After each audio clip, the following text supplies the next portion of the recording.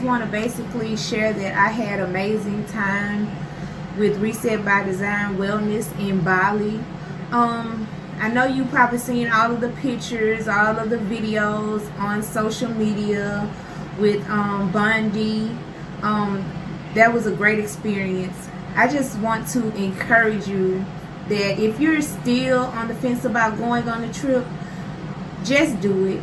I was one of those ones who was kind of hesitant because I didn't know what to expect. I was scared of traveling by myself. But to be honest, the only regret I have is not doing it soon enough. Meeting all the ladies, everyone was welcoming. They welcomed me with open arms. They were extremely inviting. Everything was wonderful. Ty is amazing. She was very personable, easy to talk to. Any problems that you had or any questions or concerns, she was there and willing to help to make the experience comfortable for each individual. I just want to say thank you to Bondi, because if it wasn't for you, I wouldn't be able to attend the trip, because I probably wouldn't even know about it. Sakina, thank you for your words of wisdom. I always have them with me. And to anyone who needs a reset and you want to go on this trip, don't hesitate any longer. Just book the trip. Don't wait on your friends. You need this trip for you. Like, your friends will see you and they'll want to come later, but you need this for you. And I hope to see you on another retreat, because this definitely will not be my last retreat attending. And hope to see you soon. Bye. Come on in. Come on in. Come on in. Not come on in. Not come. Sorry, y'all. Y'all know I'm weird. Whatever. Hey everybody, what's up? It's your girl BondyBlue. So let's go ahead. Let's go ahead. Hey everybody, what's up? It's your girl BondyBlue. Okay, follow me on Instagram and let's get into the video. Right. What it is, though? Oh, what's up? What's up, girl? Listen, I just ran up here from my workout, okay? And I can't feel my motherfucking arms, okay? So, help me, Jesus. When I tell y'all, the feeling is just not coming back to my damn arms, like, my God, today. Okay. Shout out to Kiara LaShae, because the workout is from the 21 minutes and 21 days challenge that I needed to finish before I jump into any new challenges that they have going on, because I know they have some. Girl, why she be pushing us like that? Like, I forgot I used to be lifting 20 to 30 pounds in a chest press. And, and I mean, 220-pound, 230-pound dumbbells. That's what I used to be able to lift. And then I stopped or slowed down, and I couldn't lift that no more. And then when I started lifting like that again, I'm like, my God, today. Like, I really like I'm gonna post the video. The damn barbells almost fell on me. I was really trying to push it to the limit. I was really trying to push myself. And I almost pushed myself into a coma. You know what I'm saying? Like, when somebody commented on one of my videos, like, I don't know how you do this shit without a trainer. I probably should get a trainer, but I like doing it in the solitude. I like doing it when I feel like it. And I mean, like, throughout the day. But, like, yeah, girl, I was just about to die, they was about to kill your favorite bitch. Listen. Okay, I'm sitting up here eating blueberries. That's why my teeth look like this. I'm sorry, y'all. Okay, I had to eat something. And the blueberries, I didn't want them to go bad. And they good. So, here we are.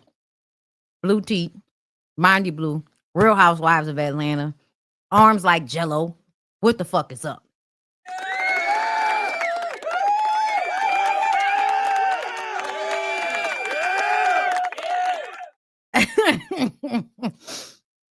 Okay.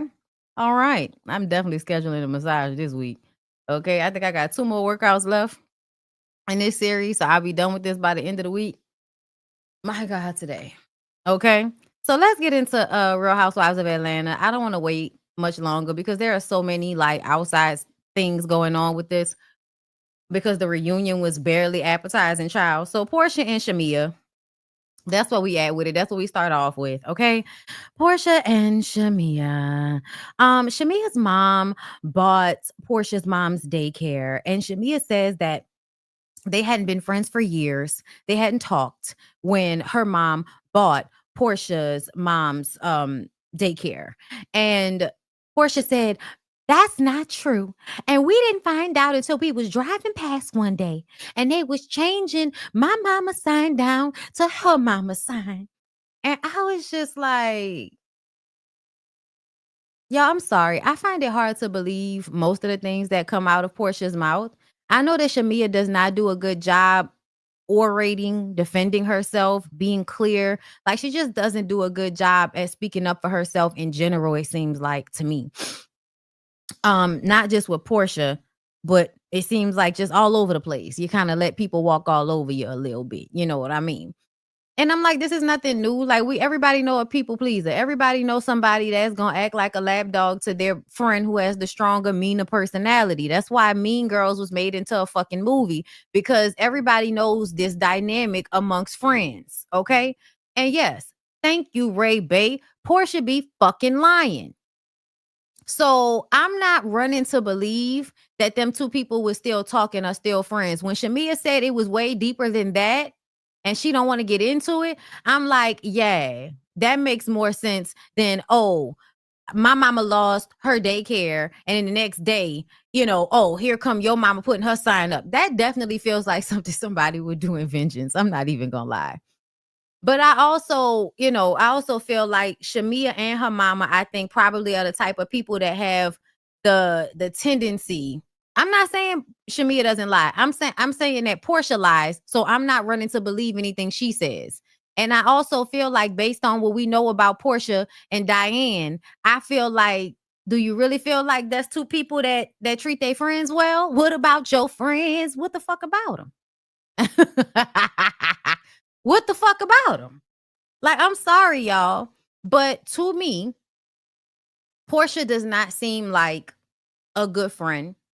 I feel like her mom seems like the type of woman to run behind a man. It gives that we're not good friends to people. Me and my mama, we not good friends to people. That's what it feels like, man. I'm sorry. That's how I feel. And I'm sure there is something deeper to it, y'all. I do. But I also feel like on some level, that was such a bullshit thing to throw out there, because essentially, girl, for what? Like, I know a lot of y'all feel like, oh, if that was my friend, I would feel away. I know, y'all. Everybody gets upset. I know. I get it. But for some reason, my first inclination was to think like, so fucking what? Your mama couldn't afford to have the business no more. And no, bitch, I don't have to like count on with everybody. I don't have to come to Diane's rescue and buy her business for her. No, I don't. I don't have to do that. Nobody has to do that for any of their friends, especially if you don't know the dynamics of their friendship.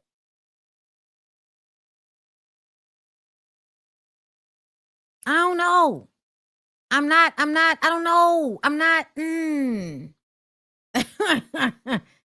I can't really tell you that I'm running to believe Portia's chain of events, but hold on, because we're going to listen to Shamia talk to her mama about that at the end of this review. So I can't wait to get to that, because I didn't even listen to it because I was saving it for us to watch together. So stay to the end, okay? Shamia says that it was way deeper than that. Portia says, that's a lie. Shamia apologizes for bringing her issue with Portia to the ladies, but she still says the ladies took their observations to Portia as if she said it was a lopsided friendship. Shamia, we were 5 steps.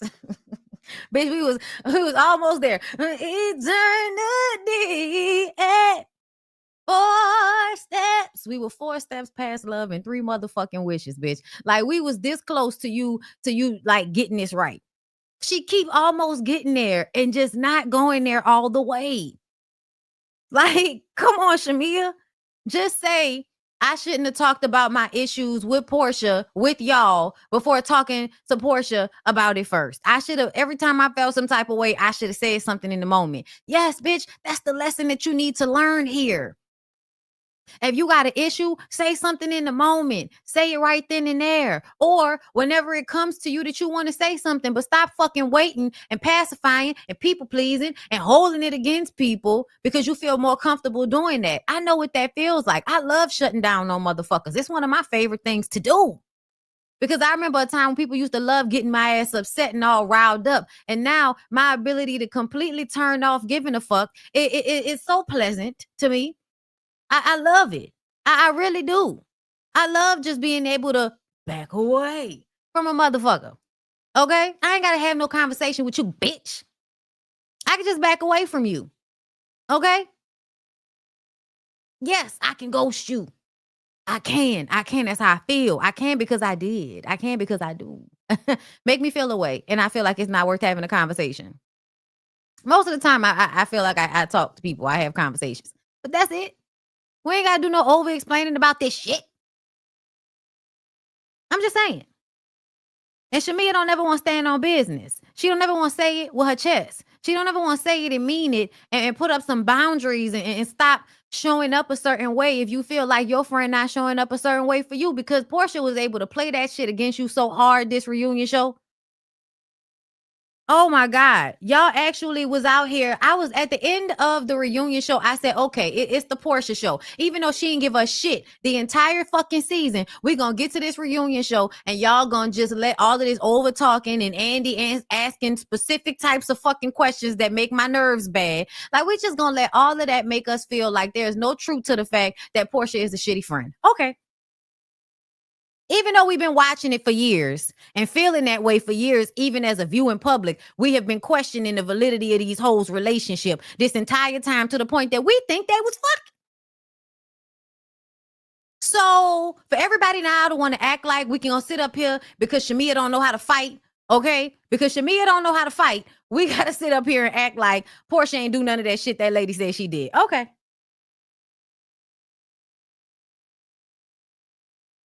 If that's what y'all have decided.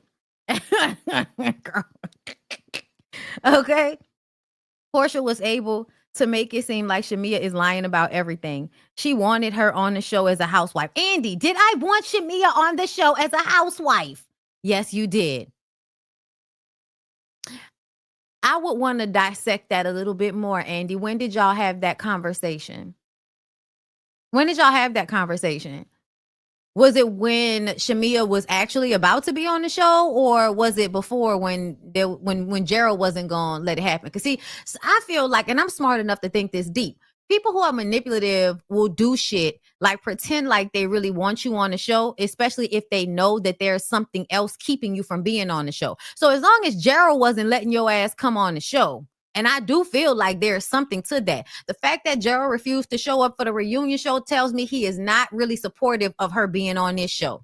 And I also want Charles to calm the fuck down. And I want everybody else to calm the fuck down, thinking that Charles did his big one and he was so supportive and a man of his echelon coming on Real Housewives of it. Man, fuck all that. Who he was, that ain't who he is now. The fuck? Calm down. And that's not to say we shouldn't respect people, but y'all give people way too much respect for bouncing balls and shit. And he still got up there and dissed that lady and made us think he would have fucked on Wendy Williams while he was still married to her. Oh, y'all didn't get the insinuation of that shit? Oh, okay.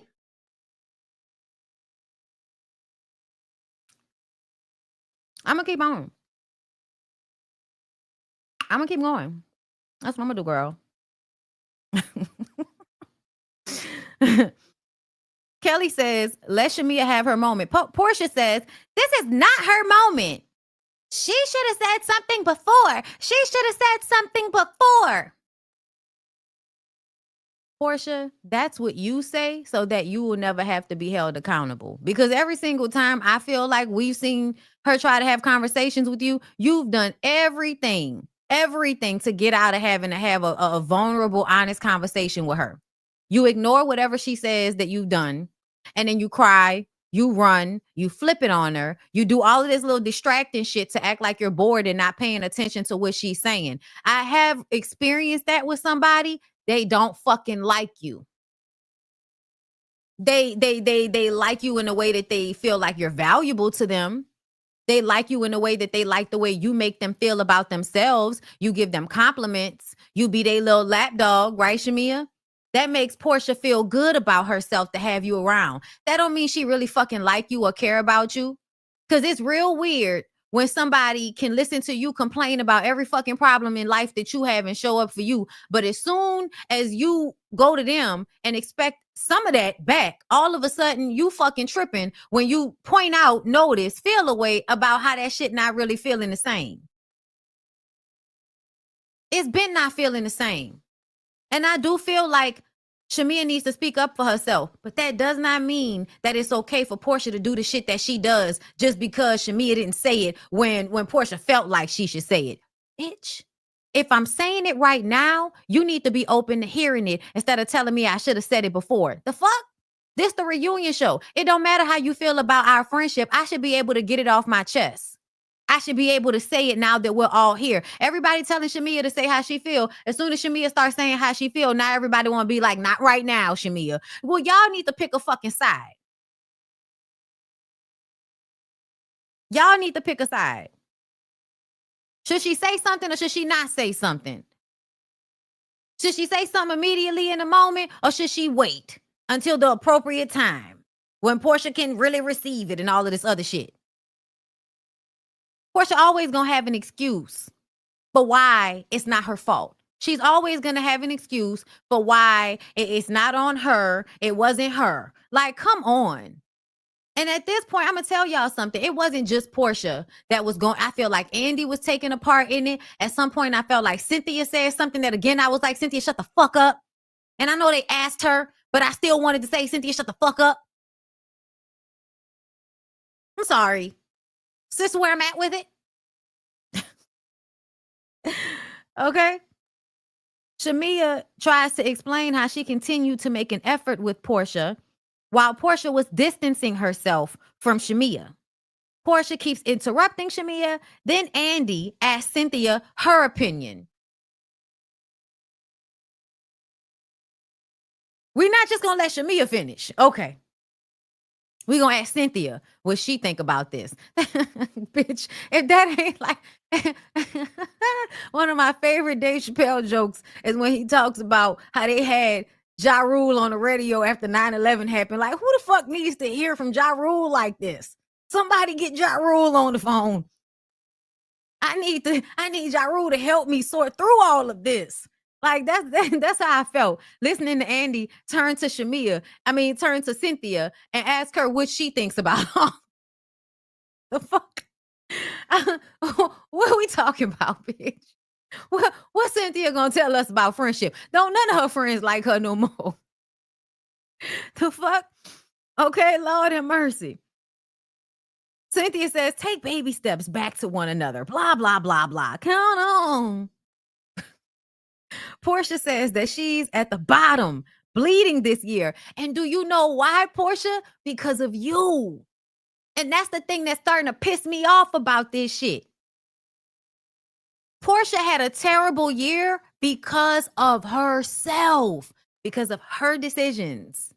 I don't care how much you and that you know, Dennis Daddy looking ass nigga, that esterol looking ass nigga gets his ass on the internet to tell us that y'all was not together back in the September before y'all got engaged.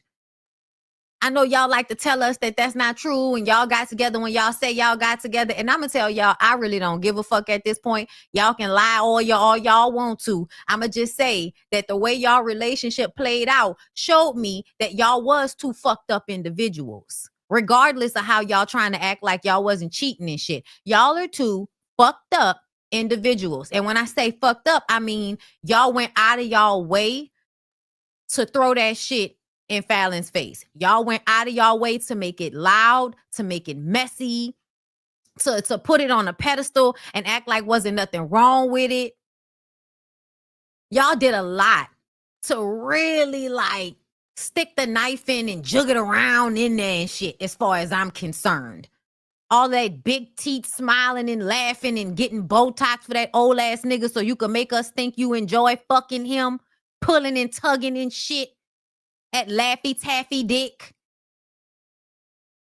Y'all did a lot to perform that relationship for everybody. And then when it all falls down, when it all falls down, I'm telling you, love. When it all falls down, bitch, you want to get up here and act like a victim that didn't know you got with a piss poor individual in the first fucking place based on how he treated the previous woman or the one before that or the one before that or how the kids are shipped around. Like, there was so many things about Simon that should have showed you that he was not a good person. But on some level, neither are you, right, Portia?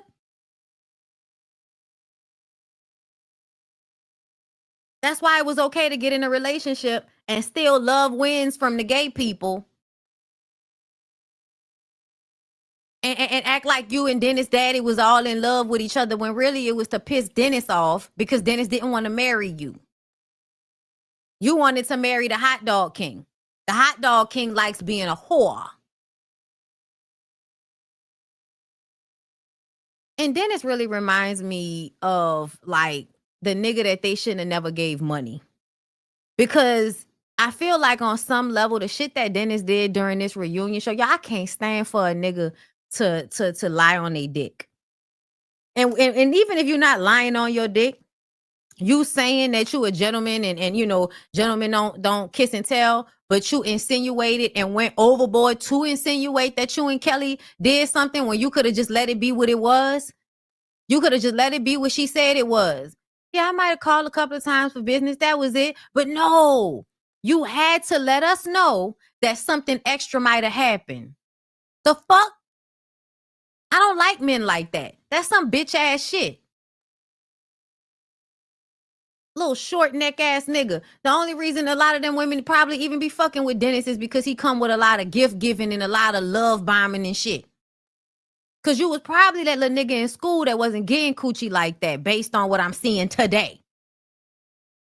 I don't like when men do shit like that. Keep it cute, nigga.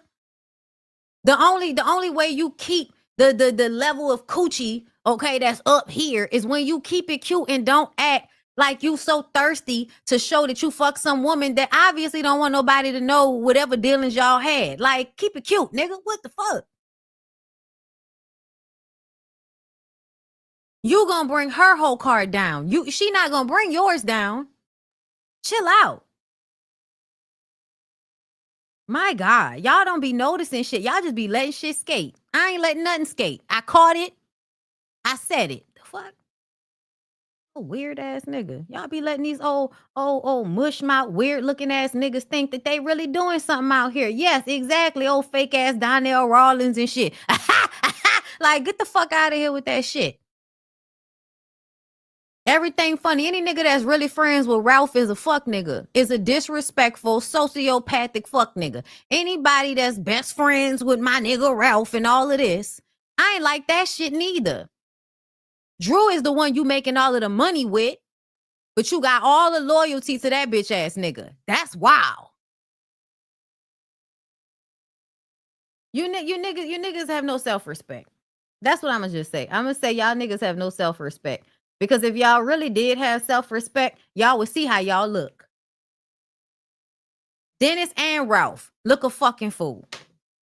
And wait on Charles, because I know how much y'all love y'all some Charles. So I'm about to hurt y'all feelings on that one. So hold on. Hold on.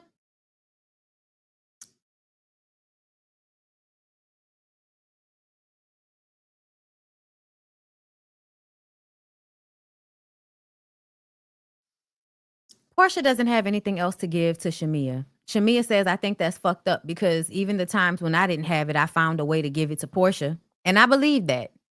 I'm sorry. Based on what we've seen of their relationship, I absolutely believe that there have been times when Shamia probably did not have the compassion. I mean, I feel like we saw it when Portia showed up late to her birthday party and she went in Shamia's closet to help her get her next outfit on. And you could tell that Shamia's feelings were hurt. And that's another thing.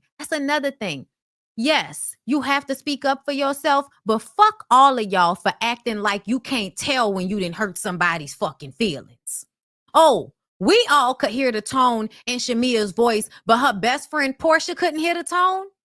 Oh, you don't know when your friend feelings hurt. Oh, you don't know when you didn't cross one of her boundaries, you raggedy ass. You know when you didn't hurt that girl. She ain't got to always say it. Yeah, stand up for yourself. But what kind of friend don't know when they didn't hurt their friend? What kind of friend don't come to them like, girl, I know you hurt. What's going on? Talk to me. You don't never come to that girl and give her the space to talk to you. Anytime she brings something to you, it's like pulling fucking teeth to get you to sit and hear her out with compassion without acting like she boring you. Get the fuck out of here with this shit. If y'all think that Portia not doing that in private, just like she did on the reality show, y'all are really not seeing Portia's personality clearly, or you haven't encountered a friend like that before. Andy asked Portia if she received, because Shamia says that she's always found it to give to Portia and she loves Portia. Andy asked Portia if she received it, and she says, oh yeah. Again with the I don't give a fuck attitude. Again with the I'm over this. I don't care about her. I don't care about if I hurt her feelings. Fuck our friendship. I'm so tired because Dennis daddy whipping my ass when I really shouldn't have went and let that nasty nigga do his business on top of me anyway. Bitch, you want to be mad at somebody, you mad at yourself. You mad at yourself sitting up there acting like, oh, I can't be a good friend to Shamia because Dennis daddy over here emotionally beating my ass. Because oops, surprise, I got with a fuck nigga and he turned into a fuck nigga on me. Now I'm mad. Now I'm hurt. Andy tells Shamia that she needs to speak up for herself. Okay, Andy. Thanks for that. We appreciate that a bit of advice. I think she'll take it because, it came from you. So we get to Drew. Ralph tweeted about Drew's mom saying that she better watch her mouth because Drew's dad died and then she spent up all of his money. And first of all of his money, were they not married? I don't like when y'all frame shit like that. All of his money, all of their money, all of her money. It's weird when y'all talk like that, as if y'all think that women provide nothing to men who build businesses. As if y'all don't understand and know that you are more valuable as a businessman if you have a wife and a family. That's just facts. It's very weird the way y'all act like women don't add to the pot in some type of way, with labor, with showing up, with keeping up appearances, with not telling the truth about your raggedy ass. But okay, fine. Let's talk shit about Drew's mom because you expected her to be on both of y'all's side and be in the middle or some shit. Why? Because we were so close, but you hurt her daughter and you were so close to her daughter. She's supposed to have her daughter's side. She's not supposed to have your side. She's not supposed to be in the middle. She's supposed to be on her daughter's side. She can tell her daughter that she's wrong and all of that, but no, she's not supposed to be on your side, especially not in this situation. You're an asshole and you've been one. And not only has things going on in private that they know about, that we don't know about, but also things have happened on public, on national television that have been very embarrassing to her daughter, like you leaving, like you cheating, like you maybe having a baby on her, the assistant, the way you talk to her on television, telling her she don't even deserve a Lunchable. The shit that you have said and done to Drew Sidora on national television would upset anybody's parent that actually loved them. And your expectation that the mom was supposed to not say anything is crazy. But even what's worse is your response to that, instead of being a fucking man and taking it on the chin because you know you fucked up. Y'all niggas really don't know how to stick to your Mac. You really don't. And that's sad. Because it's so easy to convince women to not hate you. It's so easy to convince women to not hate you when you have a dick. All you have to do is say, you know what, y'all right. Y'all absolutely right. I'm fucking up. I'm sorry. I'm going to be better. You could say that 1,000,000 times and fuck up every time. And the women are still going to swoon and say, well, at least he take accountability. It don't even take much for y'all niggas to keep macking on people's family. And you choose not to because you don't even have the sense to do that because you niggas is slow. That's really the large part of it. Niggas like Ralph, Martell, yeah, niggas is slow. Not going all the way up to the top floor. This shit ain't hard.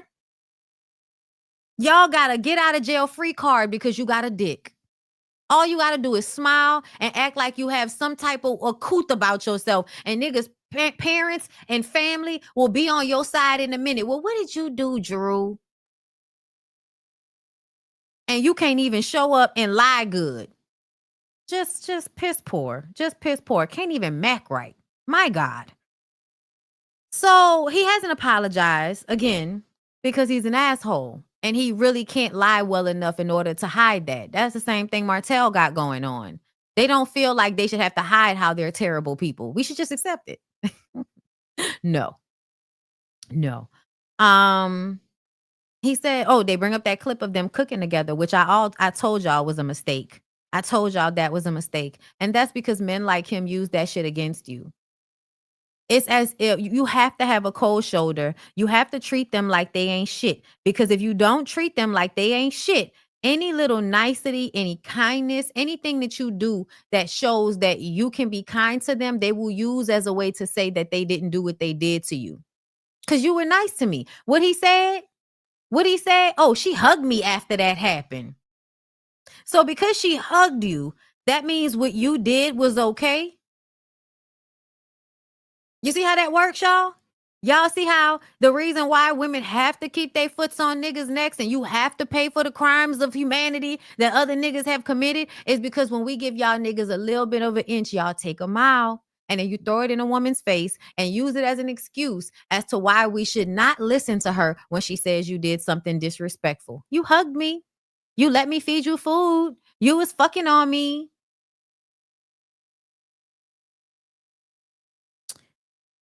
I don't even know why this nigga is at the reunion show. Don't they, when they divorce you, you go away? Let's see.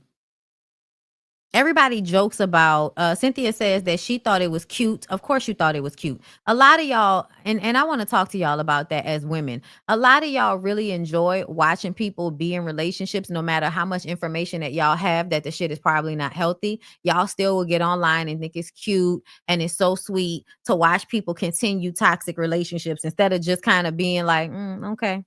I don't know why you have to champion the shit. I don't know why you have to get online and comment and say how great it is to watch two toxic people continue to be in a toxic relationship when you know it's only going to be a matter of time before something else happens. Y'all do that all the time, and it's really, really weird. Cynthia says that she thought it was cute that they were getting along. They joke that they may fuck from time to time during a divorce. Not Drew, them. And she says, well, he actually has cameras all over the basement, meaning that if she did go down there and do anything with him, he probably would use it. He probably would use it against her. Like Martell used that video of him and Mel against her eventually. And yes, Ralph and Martell are allegedly friends. Angela jokes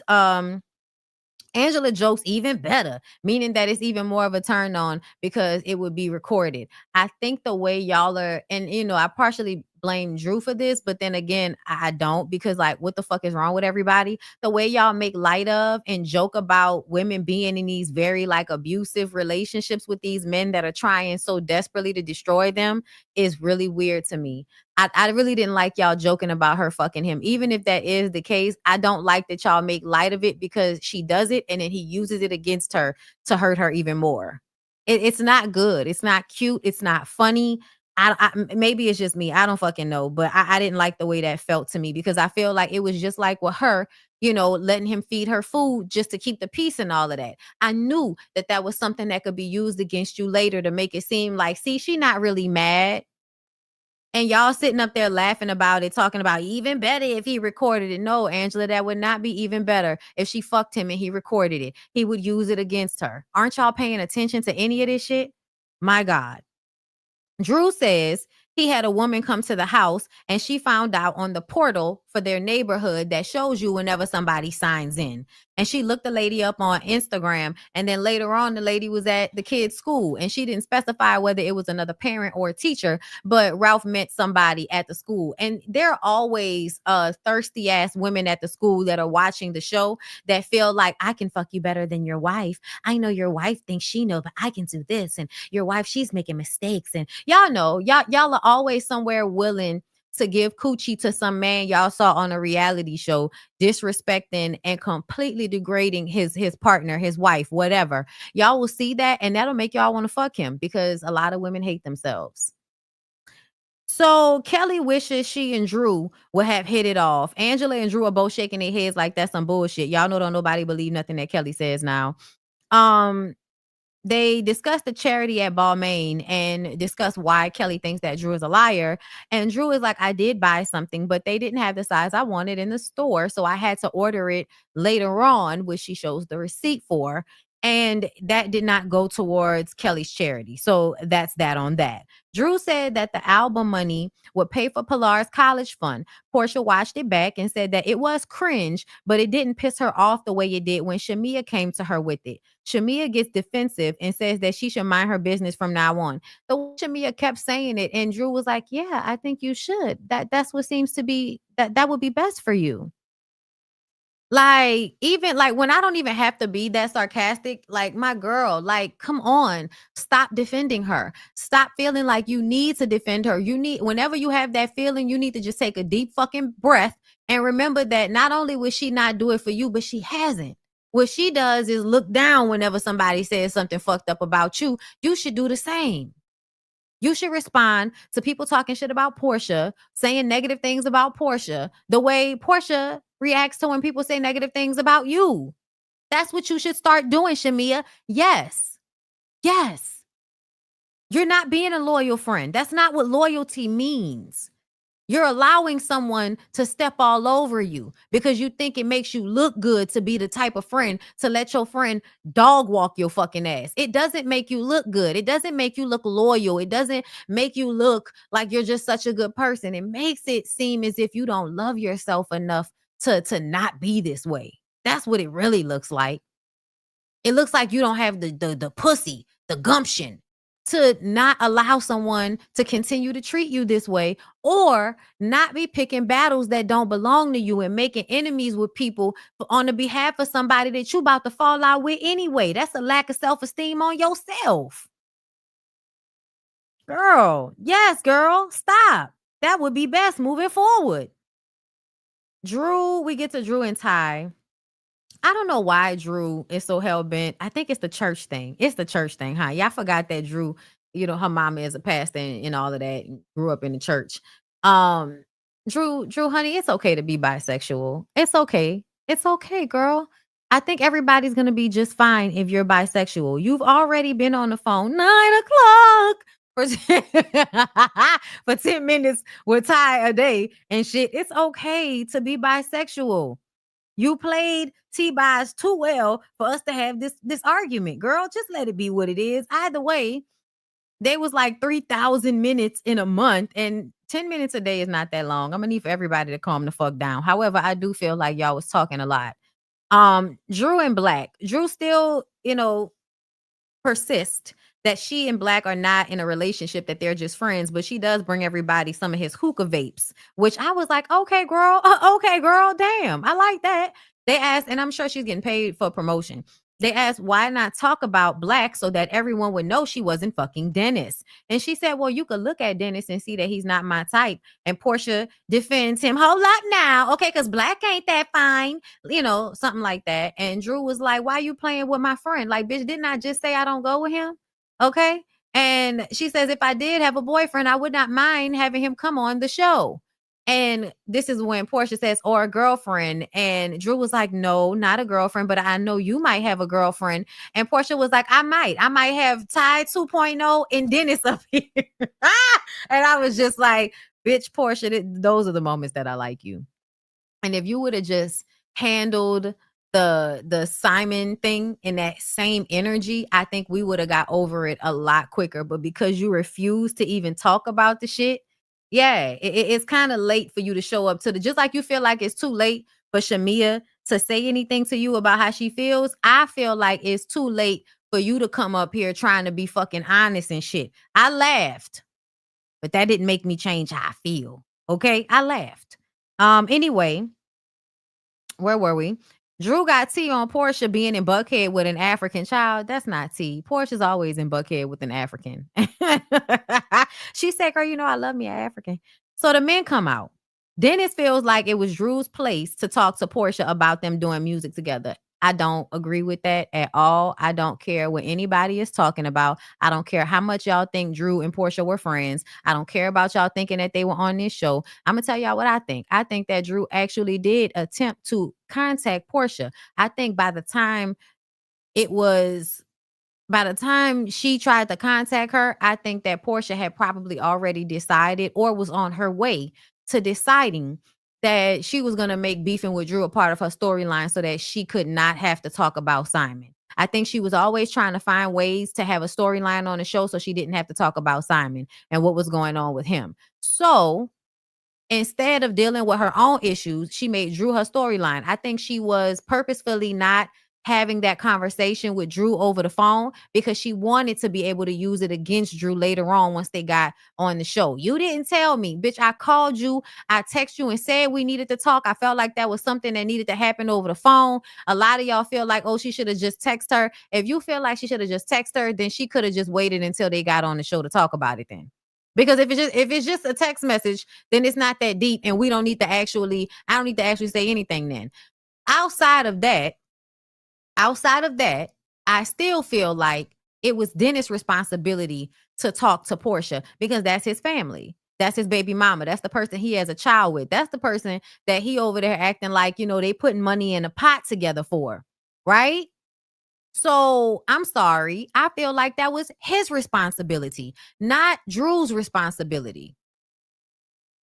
And again, I don't believe that Drew wants to fuck Dennis. And I think everybody is being delusional thinking that everybody wants to fuck Dennis. Portia's delusional. Dennis is delusional. Everybody else that's kikiing and co-signing that bullshit. Yeah, y'all are delusional. I know Dennis gets a lot of women and all of that, but I need y'all to show me the women that Dennis get. I need to see what their credentials are. Because based on what we've seen on the internet and with Portia, he gets a lot of young girls that I feel like are coming into Atlanta wanting a nice experience. They want to get taken out by a baller. They, don't mind giving a hand job or some head for a real nice dinner. They have a good time. They're going about their way. I don't know about any of his other long-term relationships, but I feel like the only reason he ended up in a long-term relationship somewhat with Portia is because it was financially beneficial to him. It grew his business. It was good for business. And I do believe that Dennis has a charm about him, but that's only when he's not acting like a dick-hungry asshole. The more he shows himself to be friends with Ralph, the more he showed himself to want to talk about how him and Kelly was together, the more he wants to just show himself as the dick around town, the less charm I believe he actually has. And the more I think he probably gets with women that are at some type of disadvantage. Like Corey Holcomb. Little cute girls that look good, but they don't really have anything just yet. Go on a nice date with Dennis. Okay? Take you to a nice little restaurant, go to a nice little lounge, smoke some hookah, give him some head in the back of the car on the way back to your place. Everybody be all right. Okay? That's what it feel like to me. What else? Drew says, I was reaching out. I told Dennis I was trying to get in contact with Portia. He said he talked to her about it and she was fine. Portia says he didn't. So your baby daddy lied to you. Big surprise. They talk about the text that Portia had that we still haven't seen. I don't know why we can't put this fucking text message on the screen like y'all do everybody else text messages. But anyway, Dennis said that he was trying to get money, not trying to fuck. The way it is stated as if Drew was offering coochie for tracks. And Dennis is responding by saying, oh no, I don't want no I don't want to fuck. I just want my money. I just want to make money. Like, I'm sure that something else might have been said in order for him to say that. And it wasn't Drew asking him Like, would you rather some coochie for tracks or would you rather money? Like, I'm sure that wasn't the situation. Like, that just doesn't feel right to me. I could be wrong, but that doesn't feel right to me. I feel like Drew takes her business very seriously. And I also feel like, again, like she said, I'm not attracted to Dennis. Like, I believe that as well, based on the men that she has been with. She's always been with men that have a build to them, men that work out. That's not Dennis, love. It's okay for her not to be attracted to Dennis and still work with him. That's okay. That's something we can believe. Okay. Anyway, Ralph then validates what Portia said and adds that Drew said that Dennis was trying to fuck. And Drew said she did not. Immediately, she said she did not. And he keeps coming up here lying. He did it last year. And she's sick and tired of him coming up here lying on her. We're all sick and tired of him talking to us. Dennis insinuates that more happened with Kelly. Kelly says that nothing happened besides a phone call or two. And it was business. They all make it, make light of it. But they also insinuate that Kelly might be lying. And I just really feel like I don't know what anybody is like. I don't think people are being for real. Cause I do feel like Dennis gets around, but that doesn't mean that Dennis is fucking all of the women that he goes on dates with. I think Dennis might go on dates with women who are not going to fuck him simply so that he could say he went on a date with a woman like that. While the rest of the young women he's fucking are people that might be at a disadvantage. I don't know. I haven't seen a lot of the women, but sometimes when I do see him with a plethora of women, they all look young and like their outfits are from Fashion Nova. And that's no tea, no shade. I shop there too. Okay. But I'm just saying, it just shows like a level of I'm young and I'm going to do the best I got with what I got, but I ain't really got nothing like that. Yes, arm candy. And yes, dates don't equal sex. That's another thing. So the fact that it's like every time y'all mention him doing anything with a woman, dating her, business, it's always got to have this context that he fucked her as if that nigga fine or something. And I'm really tired of y'all doing that. Okay? So they asked Ralph about who he had at Drew's house. He says it was just fitness content. Show us the content. Show us the content. Why y'all didn't pop the content on the screen and show us the content? Then he flips it and says that when the cameras aren't around, Drew loves him and it's confusing for him. He loves her and wants to raise their kids together. He's full of dog shit. She says the words sound nice, but the actions have to line up. And the way he talked about her mom and dad, like the way he handles her, that's not adding up to the words. He says that she hugged him after that. It shows that you can't give a nigga nothing but the cold shoulder because otherwise that means what he did was okay. He never apologized for it and thinks that Drew's mom was supposed to stay out of it and pray for them as he purposefully hurt her daughter. Also, I want to tell a lot of y'all, I'm so sorry. Hear me when I say this. When y'all start to say shit like I'm going to pray about it, I'm just going to pray about it. Because I saw Chris Brown say some shit like that today. I'm just going to pray about it. Yeah, I feel like that's inaction. I'm not going to say that prayer don't work. I'm just going to say that sounds like you spiritual bypassing your own responsibility and seeing to that result. I think praying things away or praying that things will happen without any work behind them is empty and vapid. And I'm tired of y'all saying it. And us not being able to call it out as the bullshit that it is because you invoke God in some type of way. What else? They get to Angela and Charles and how mean he is. And he says that he's not showing off for the cameras, but he loves her. I just would like to say something to that. Why is it showing off if you are showing affection that you would show if the cameras weren't there? Can y'all tell me that? Because I really would like to know. If you would kiss your wife, even if the cameras weren't there, why would that be considered showing off for the cameras? I don't get that. Like that doesn't make sense to me. Showing off for the cameras to me insinuates you're doing something you would not normally do for the cameras. That's what that means to me. So are you normally not kissing her? Are you normally not validating her? Are you normally not telling her that you love her? Because that's how you would show out for the cameras. But I'm gonna just keep going. He loves her and Andy gives it up to him this is another thing. I said this. I'm tired of y'all.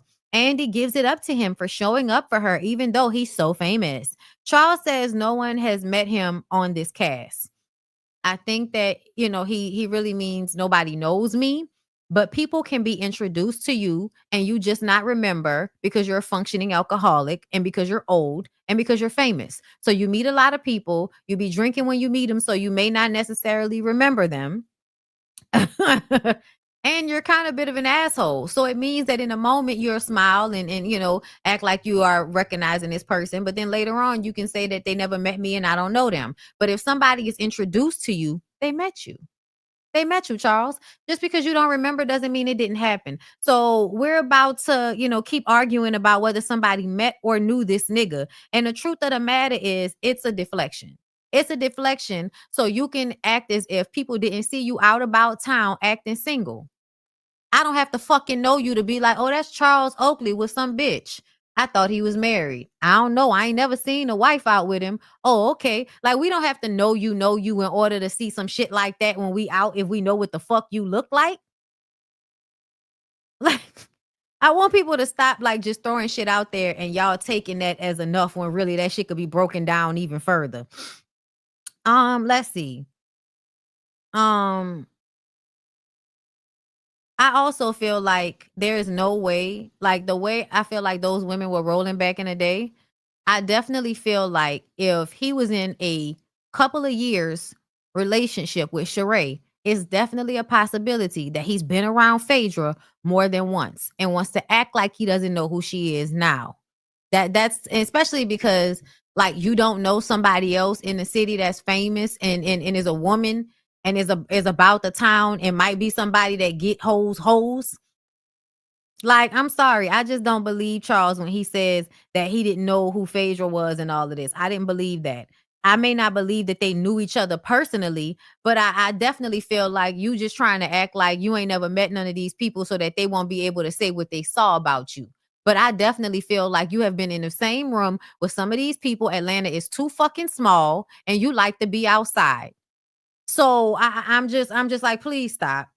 Please stop. Y'all have been in a room with each other a couple of times. That lady was on television. Everybody knows who the fuck Phaedra is in Atlanta. Don't do that. Okay? Don't do that. If you was in a room with her, you would know. That doesn't mean that y'all have a personal relationship. I'm tired of y'all. That's why I'll always be like, I know of.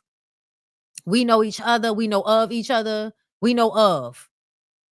But we playing fucking semantics so that Charles can act as if didn't nobody see him out in the city acting famous and shit. I mean, acting single and shit.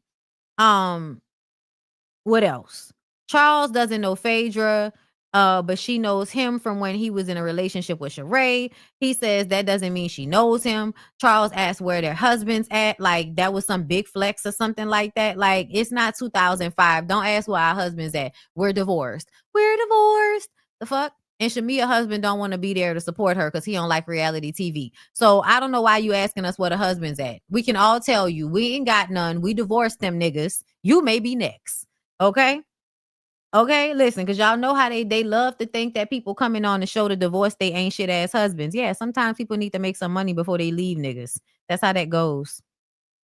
Angela says, that's over with Sheree, and she isn't worried about, because she was like, well, what's this line of questioning? Because he said that he took her to Dubai and they were all surprised. Why the fuck y'all surprised that Sheree went to Dubai with Charles Oakley? Why is that surprising? Like, Sheree is a fucking Instagram baddie who dates niggas around her age for the most part. Why would y'all think that's surprising that she wouldn't, like, what? Like, that was so weird to me, as if that meant he really liked her because he took her to Dubai. And now Angela has to say that she's not worried about her husband being with Sheree or Sheree wanting him again, because some women didn't know how to let Charles go, but she knew how to let go. What conversation are we having, Angela? What conversation are we really having right now, Angela? Ain't nobody really saying anything about somebody fucking with Charles. It makes me feel like you're really not secure in him being monogamous to you.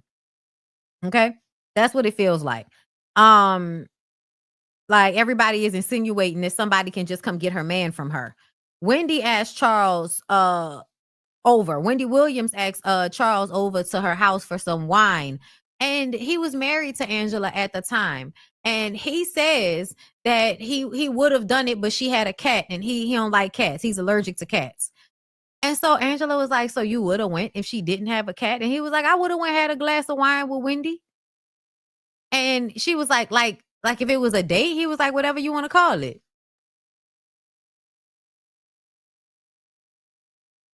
But yeah, please keep telling me he love her so much. Like that fucking matter, girl. You could love I guess you could love anything. The way we view love is just affection or wanting and needing somebody to still be around you or in your life. Doesn't mean you like them. Doesn't mean you treat them well just because you love them. So I feel like as much as he was coming on this show to let y'all know, to do crowd control, to let y'all know that he love his wife and he here for his wife, like the rest of you other niggas ain't, he's still gonna take a moment to embarrass her and let us know that he still would have went and fucked on Wendy Williams with her knock knees.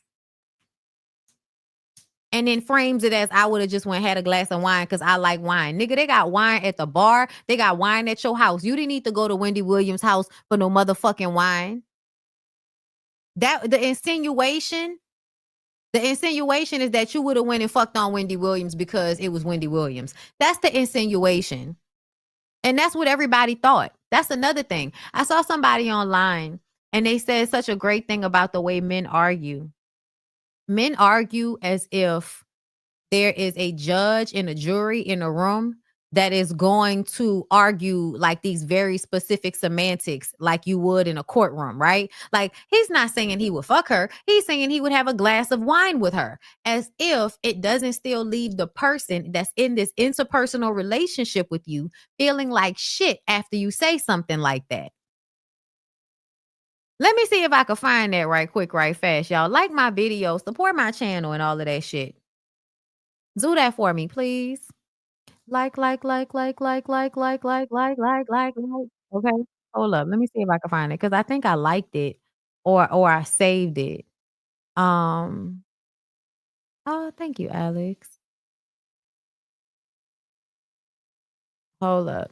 Because that man like perfectly described it. And I was just like, that's wild. That's exactly what it feels like. Like it's just the two of y'all in the fucking room having an interpersonal, here it is.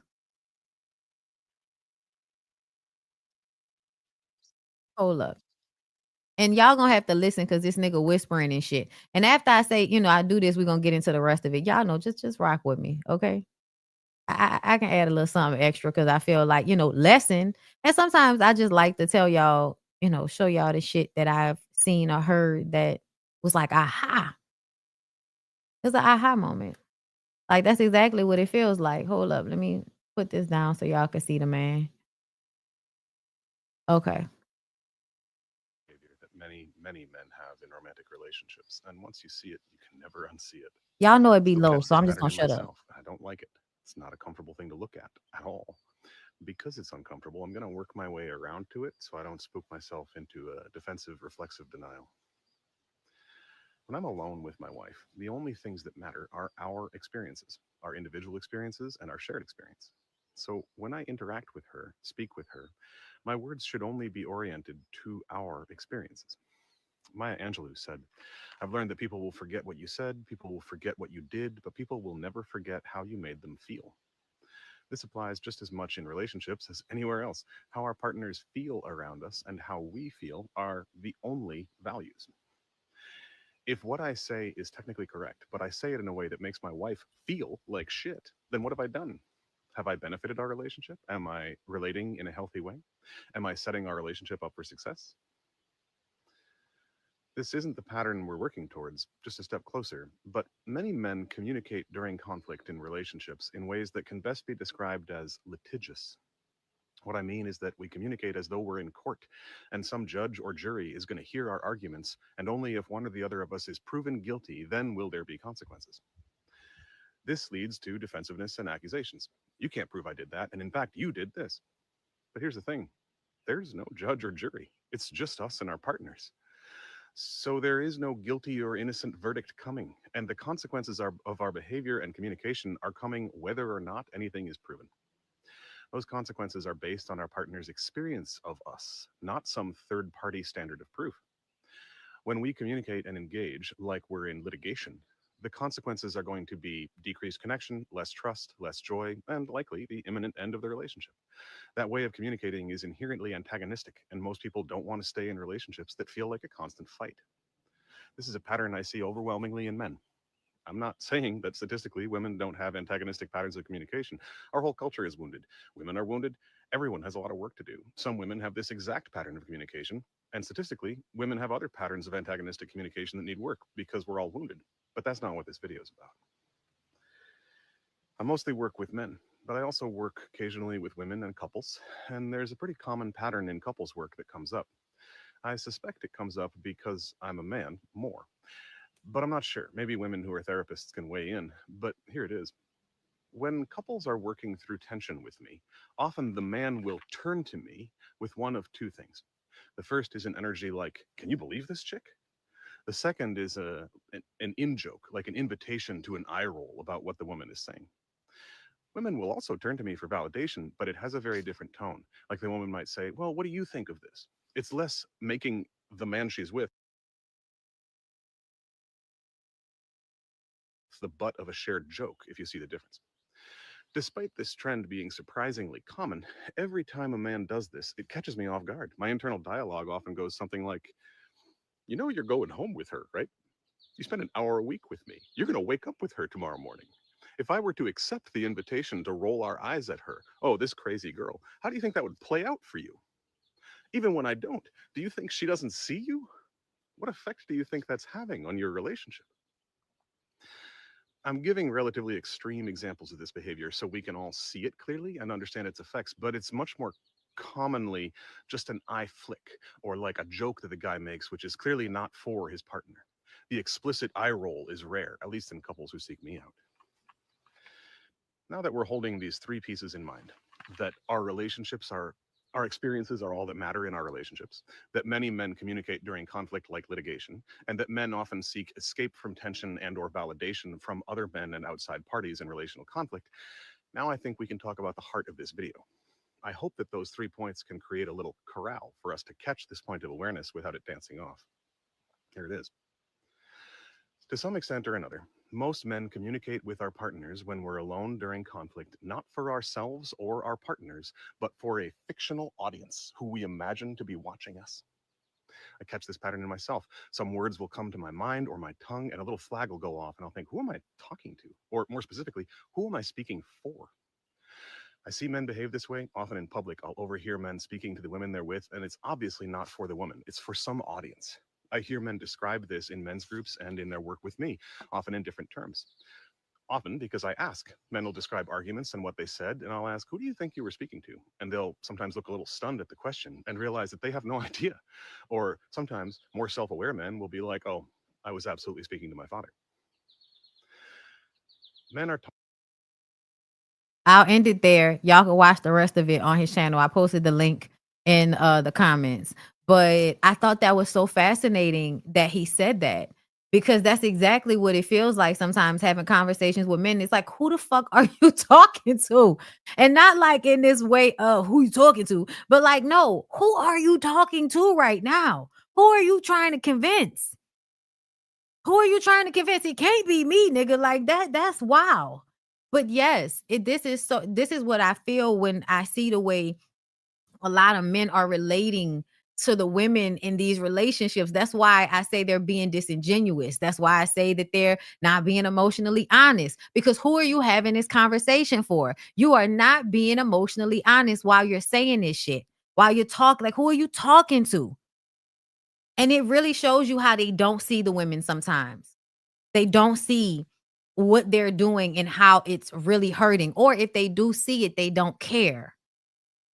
Okay? So I also see, that y'all want to, I saw somebody say that mean Wendy always trying to, child, don't nobody give a fuck about whether Wendy was trying to fuck people's husbands or not. That's irrelevant to the point. The point is the man still brought it up. He did not have to. The man brought it up knowing that it might make his wife feel away, but he needs to balance it out, right? He needed to speak to the crowd and let them know that I ain't about to be pandering too much to her. I ain't about to be doing too much for her validation. I'm still gonna let y'all know that if I wanted to fuck Wendy Williams, I would have went and fucked Wendy Williams, whether I was married to her or not. See, I'm still a man. I'm still not pandering. I'm still not what do they call it? What they call? I'm still not simping for some woman, even though this is my wife and I'm saying I love her. But keep telling me I'm lying and shit. That's fine. You're wrong, Bondi. Okay, girl, that's fine. They discuss Madison Square Garden. Every time they discuss Madison Square Garden, it's like they don't want to talk about the fact that he was cheating, but they also kind of put it out there. Instead of saying he was cheating on me, she says there was other women. So when y'all asked him did he not want people to know that he was married, and he said no, I didn't, I didn't care if people knew I was married. He's lying. He's lying. He did not want people to know he was married. That's why he was still cheating and fucking around with other women when the Madison Square Garden thing happened. What that's telling me is you getting kicked out of Madison Square Garden made you feel invalidated, and you so used to people dick riding you because you bounced the ball that this really shocked your ego. So you had to go and fuck on a bunch of young women that's looking for a nice older man to, throw them a few dollars and give them some dick. I know a lot of young women that like to go and find an older man that's got a nice little bit of money. You know what I'm saying? And they go and fuck on him and have a nice date, and he throw them a few dollars every now and again, pay for them to buy something they really like, pay for a trip, who knows?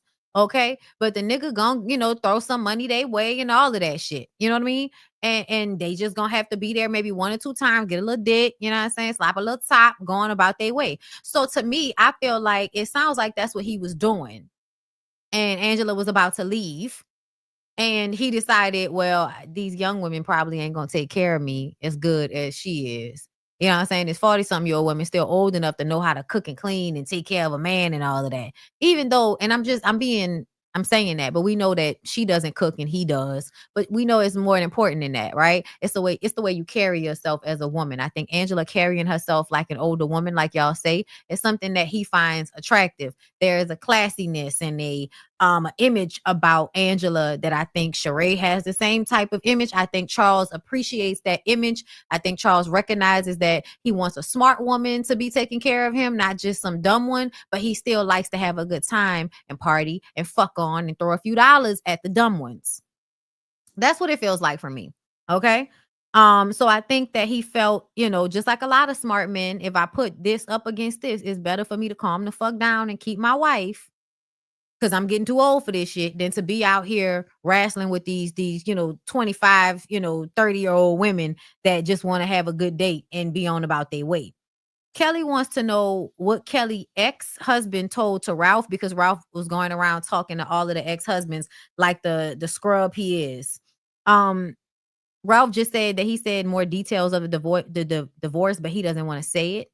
I guess that made everybody feel like, oh, we should pat Ralph on the back for being a good dad and sticking with it and sticking with taking care of his kids. And I'm like, a lot of men that take care of their kids don't do it for the kids. They do it for the validation they get from it. But y'all don't want to deal with that. So I'm going to let y'all rub him on the back and act like he's a good dad, even though it seems as if he played with that eldest child's emotions and feelings about adopting him just so that he could hold it over the family's head. Y'all think these niggas be good people because of the stuff they say? I think they be bad people because of the stuff they do. But I'm gonna leave y'all alone. So yeah, she complimented his sneaky slithering ass and shaded her ex at the same time, because her ex doesn't do anything with the kids. And then they do their roundups, to end it, and they girl dance and pop their hips and shit so that Andy can feel like he a black lady for a few minutes. Let's move on. Okay, let's get into what's being said on the internets. Because Shamia went and sat down with her mama to get her mama point of view, girl. Let's hear what was said. And I think that people don't understand it. So people in this circle, this friend group, use word game and they have semantics, and I just don't have the energy or the wherewithal to just go back and forth. So it looks like, oh, she got red, or she's, lying, or she's fabricating things for a peach or a storyline. And for me, I just felt like, just let me give grace, because this is somebody that I love. This is somebody that I cared about. This was, to me, I thought it was a real friendship. But now, hindsight 2020, and looking back on all the things, I don't know that it was ever that. You know what I mean? We had prayed about that for a long time, Shania. The whole family, we've all prayed about that. And we told you to a certain extent, just like somebody said, be careful of the dog that brings the bone. We don't have any dogs in our family, okay? A dog is just what it is. It licks anybody's butt. Okay, and you're not a dog, okay? So at the end of the day, that was a stupid statement, and we looked over it because ignorance don't. And I think that people don't understand it. So people in this circle, this friend group, use word game. They have semantics, and I just don't have. And we looked over it because ignorance don't care whose mouth it come out of. And that statement was very ignorant because the person that made that statement knows your entire family. Okay? The person that made that statement, that was just a jealous statement to throw out there to make somebody mad. But you know what? Ain't nobody mad about that statement but the devil. Absolutely. Because when you know that you know how you reared your child, you don't have to worry about what people say, what the outside show to the world want to do. And for as I can see, and the outside looking in, that's nothing but ignorance. There are times in our lives that we must cut away. We must circumcise things that are not good. It's almost like a man going through that change with his genitals. You have to cut away that foreskin, that skin that is not good, it's infectious. What the fuck is she talking about?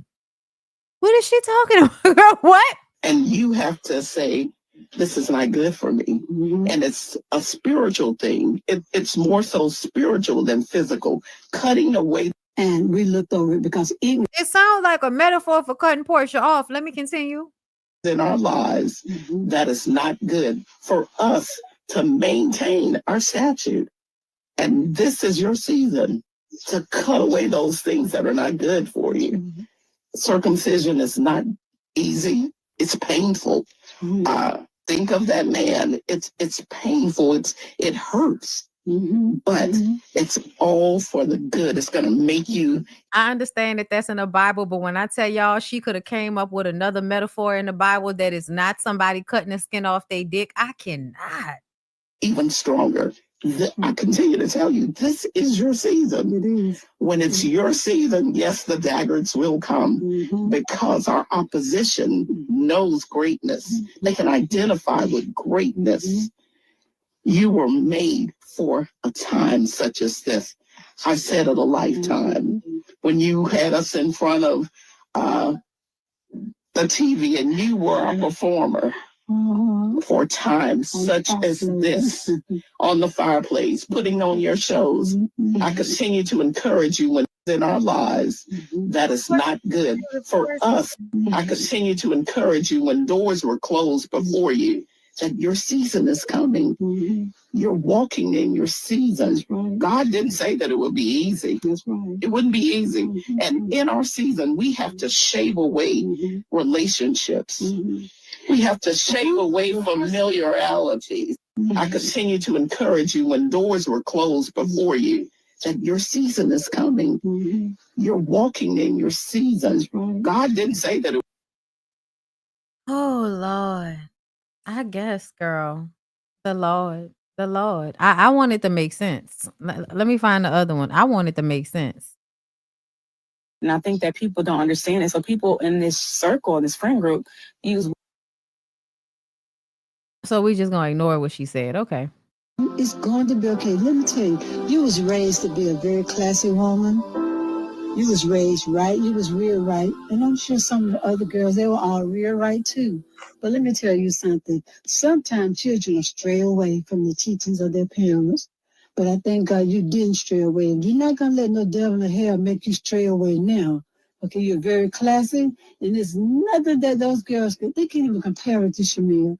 At the end of the day, jealousy kicks in, a whole bunch of stuff that kicked in on you this past season.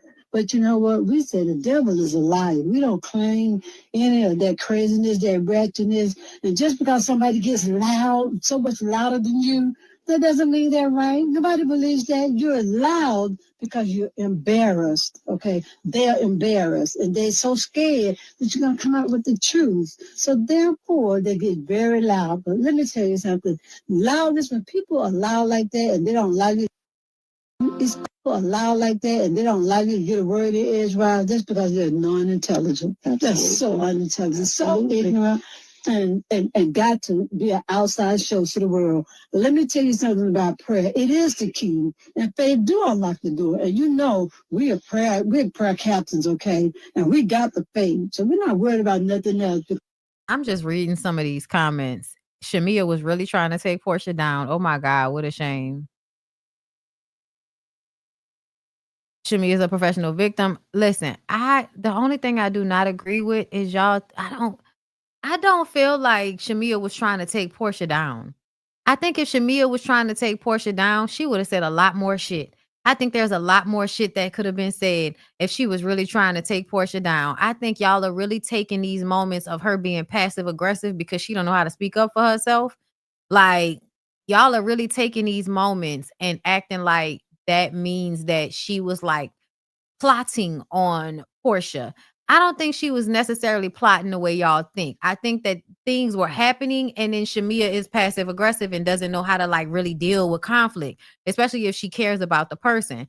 And I think that, you know, things are always exacerbated on a reality show, but I do not feel like any of this was going to drag Portia down. Like that, I think that's just ridiculous. And I'm tired of black people saying that shit. Y'all need to find another phrase because this shit is laid and played. Like, drag her down because I said that it's a one-sided friendship and she ain't come to my wedding. Y'all know another thing. Portia wasn't like Shamia wasn't the one that made that up about her not coming to the wedding. We watched that shit. We watched it on the fucking reality show. We watched her have all of those different ceremonies, just like Portia did. And one was a dowry and one was considered a wedding. Everybody in the comments want to fucking argue again, arguing semantics. How did she feel?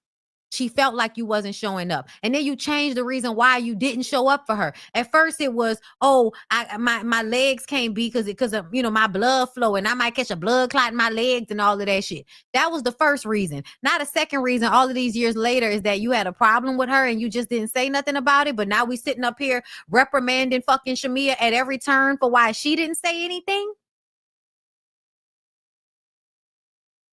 The way y'all apparently need to make a fucking victim out of Portia just because Shamia can't get her shit together is really about to annoy me.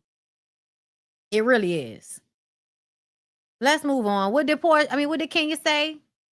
Cynthia.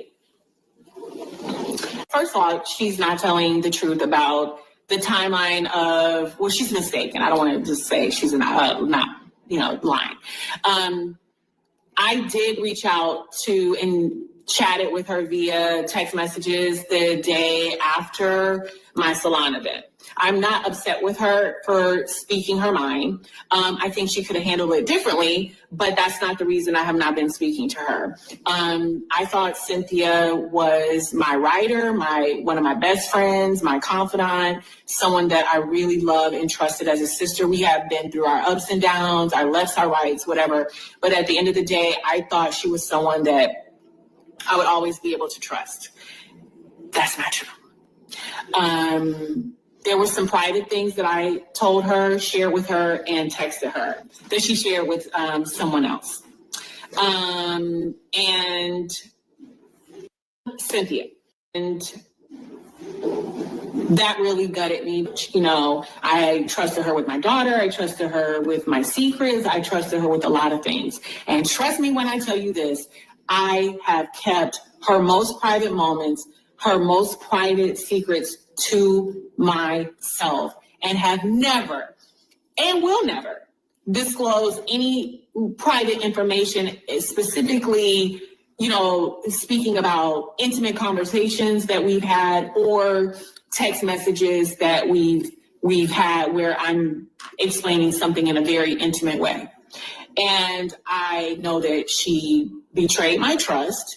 And I won't tell you, you know, specifically the people, the why. I know the why. And the why was not for my best interest.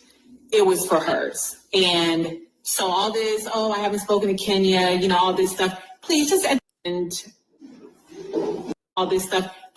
this point, just please stop talking about me. You know, you can stand on your own. You can say whatever you want to say, but please, I'm just saying, please stop talking about me. What you're saying is not true. And, you know, I just don't want that nonsense in my life anymore. I want genuine people who really are on my team, even if that comes down to 2 people. And one of those people is Brooklyn Daly. I'm okay with that. I think I know who my writers are. And, you know, honestly, she's just not one. Also, I want to give, I want to go back to something on the reunion, things that happened that you did not see, at least I don't think you saw. I do want to give a shout out to Portia for speaking up off camera about the way things were handled with me. She did mention something, as I'm told, all this stuff to Andy. And again, I'm not, there's nothing, I have no beef with Andy. We have a great relationship. We were speaking often. I felt like he was in my corner. I feel like he was championing for me, but the whole situation was above him. And so, but I do know that during the reunion at some point, I don't know if the cameras were rolling or not, but I have been told that Portia was very vocal and said, she did not like the way they handled the situation with me. And so for that, I have to say thank you to Portia for, sticking up for me in that moment and about that situation. To Andy. And phone. Okay, girl, damn. So Cynthia apparently told some tea to somebody she wasn't supposed to tell it to, and not her and Kenya not friends no more, and it ain't got nothing to do with this shit on the show. Okay, girl. My elder. Okay, Shamia, let's get to your apology. I apologize. Oh, believe me, I do. I apologize. I understand you because I know I was wrong. That's why I see you this long, and I'm gonna get through. Yeah. You gotta sing ugly to sing like Anita Baker songs. You gotta, okay. You gotta sing real ugly. You gotta, I'm afraid put my baby on the line. To get all the way in the back of your throat like that, you gotta just be, sing real ugly. I'm sorry, y'all. Okay. Let me read these super chats first. The Phenom one, thank you for the super chat. Best part of this season was watching your commentary. I was only watching to keep up. Thank you so much. I appreciate that. Your fine ass auntie, thank you for the super chat. Andy be caping for Portia, and Phaedra so bad. And this is why I hate him being a host. He did not hold either of their feet to the fire. No, he did not. Okay. Logan, thank you for the super chat. I love listening to intelligent Black women. You make me and my husband's day. Oh, thank you. Hey to you and your husband, girl. J Ray, thank you for the super chat. Like we initially thought, it was more to the story that probably fell out before the daycare, probably over a man. Shamia needs to stop people pleasing Portia. Stop people pleasing. Portia ain't shit, just like Charles. I don't find him funny. Girl, I don't either. But y'all know how people think that.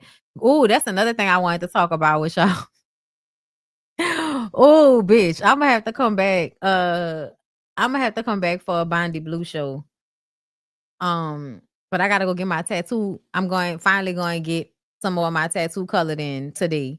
At 5:00. So it's probably, if it don't happen, because I be tired after I get tattoos. So if it don't happen, girl, follow me on Instagram because I might go live on Instagram. That'll be easier than coming up here. Because I don't want to have to rush. Y'all know how when I come up here, I want to be able to do my 2.5 hours, and I'll reiterate, in a live tomorrow. But girl, all right, let's get to Shamia, because the shit that used to be funny is not funny anymore, and it's just not. And then I feel like the thing, people like, oh, motherfuckers is so sensitive. It's like, you could call it sensitivity if you wanted to. To me, I find my eyes being more open now as to why certain shit ain't funny. I feel like I was asleep.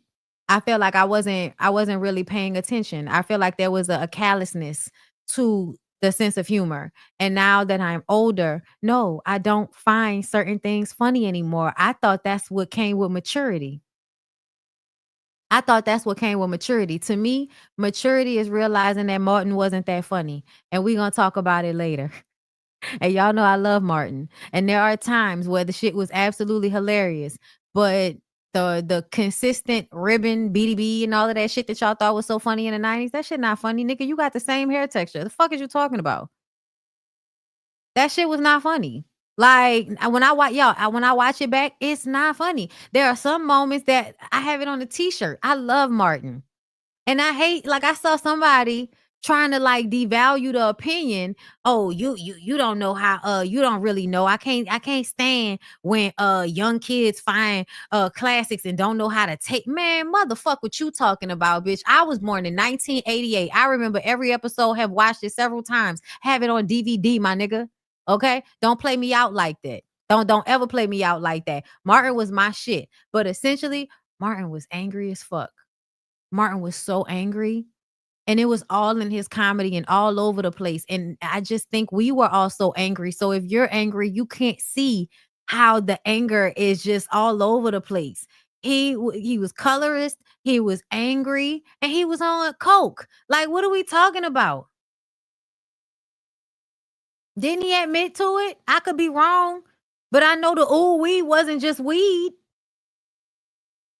The ooh wee wasn't just weed. And that last season, oh my God, you could see it. Like, his eyes was red. The energy wasn't as turned up, which thank God, because what the fuck? That's why we so confused about what the fuck happened between then and now, because Martin is like two totally different people. But Martin was mean, y'all. Martin was mean. Martin shouldn't have ended up with Gina. He is the perfect example of how women carry bummy, mean ass niggas all of their life. All for them niggas to continue to be showing out for some ain't shit ass friends that really, if they get a good woman, they gonna leave you where you at.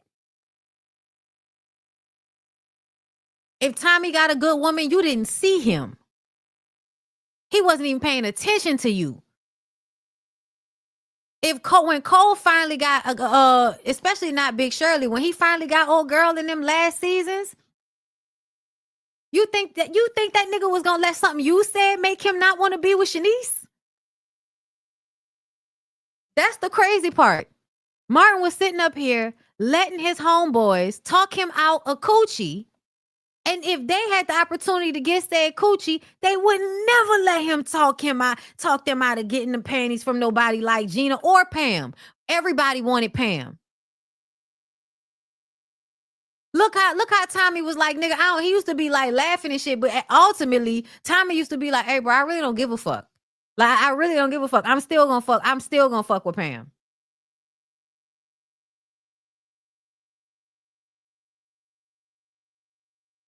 But Martin was terrible. And he was especially terrible to Gina.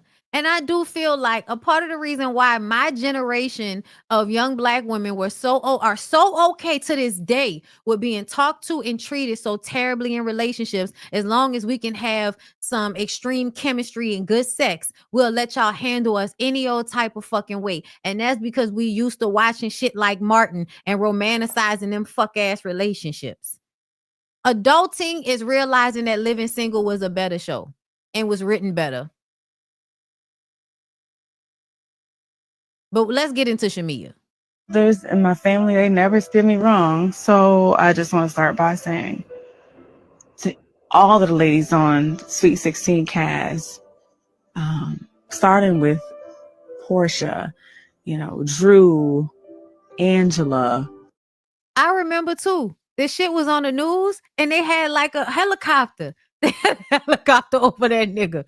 Okay, Caramel Dog, thank you for the super chat. I remember when it made the news when he was high on drugs and then manic state and passed smooth out on them people's lawn in some neighborhood. I think he was running in one of them, back in the day, people used to be wearing them things. My mama had one, like they wrap you in fucking foil. It's supposed to help you sweat. And he was outside in the heat in the middle of the day running in that shit, trying to like lose weight or get in shape or some shit. Nigga was wilding.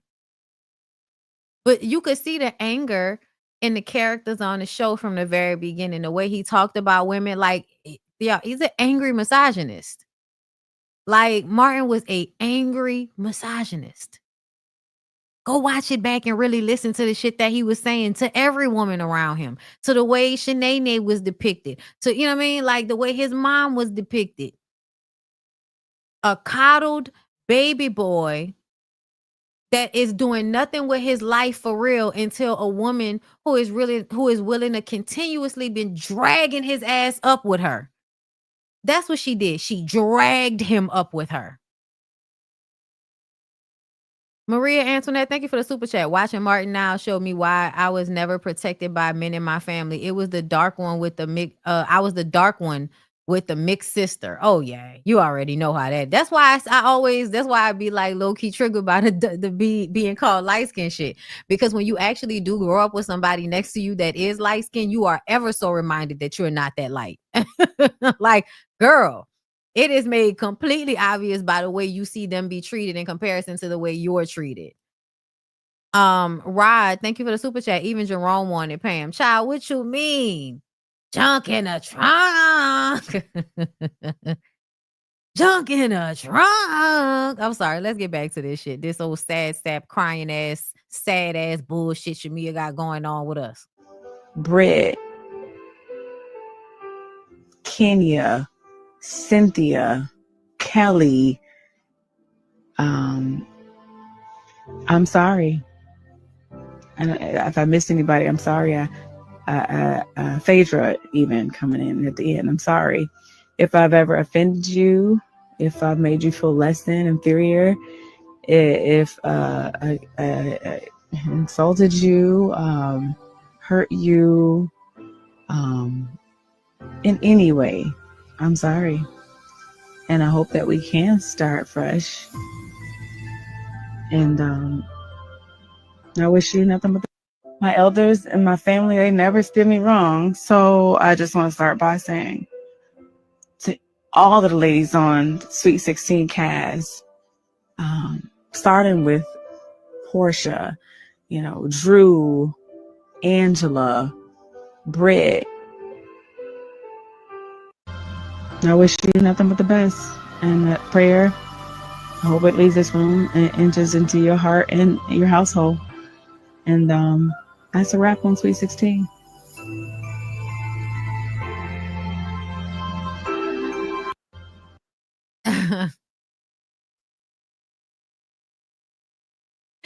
Georgia.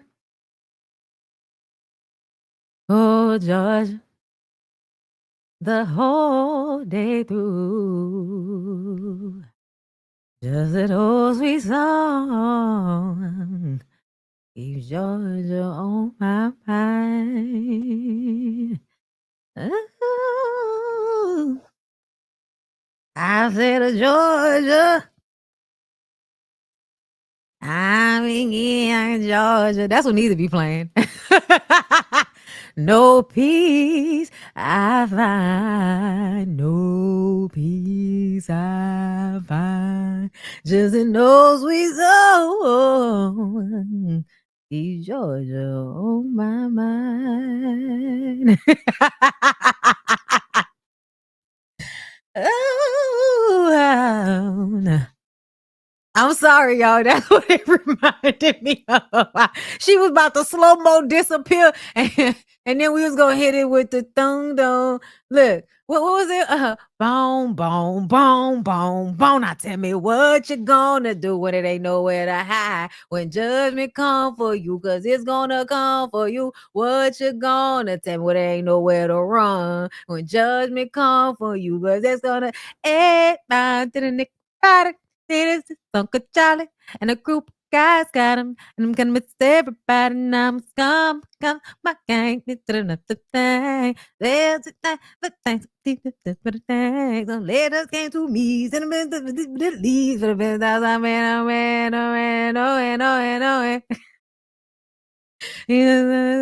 all of the devils all up in my face and keeping me safe up in my place. We're gonna do. Ooh. Can I get a witness? Living my life, but it was so and they pray, and they pray, and they pray, and they pray every day, every day, every day, every day. And they pray, and they pray, and they pray, and they pray till we pray. And I make rose stone, but I'm then it's 17. And this will be the us them they break and these is standing too. My family is acting how many days got living. We laughing, we're passing away.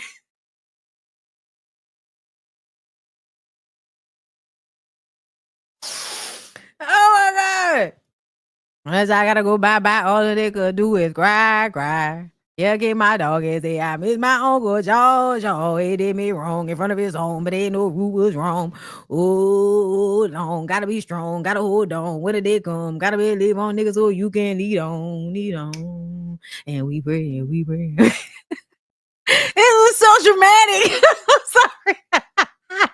This was so dramatic. I'm sorry. I kept trying to find like a sad song that would go with the vibe that she was giving us. Shamia. Shamia. Shamia. Shamia, you ain't need to apologize to nobody but yourself.